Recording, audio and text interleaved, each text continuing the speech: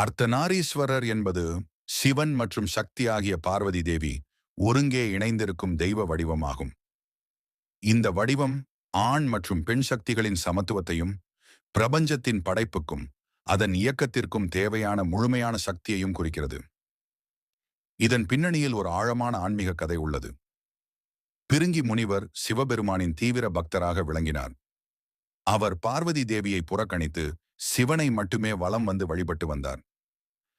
இதனால் மனம் வருந்திய பார்வதி தேவி இறைவனின் உடலில் பாதியை தன்பால் கொண்டிருக்க வேண்டும் என கடும் தவம் புரிந்தார்.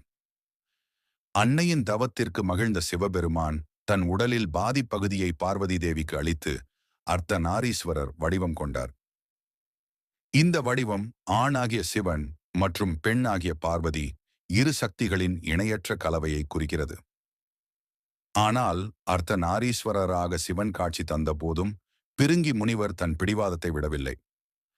அவர் வண்டாக மாறி சிவ பகுதியிலிருந்து பார்வதி பகுதியை பிரித்து சிவனை மட்டுமே வழிபட்டார்.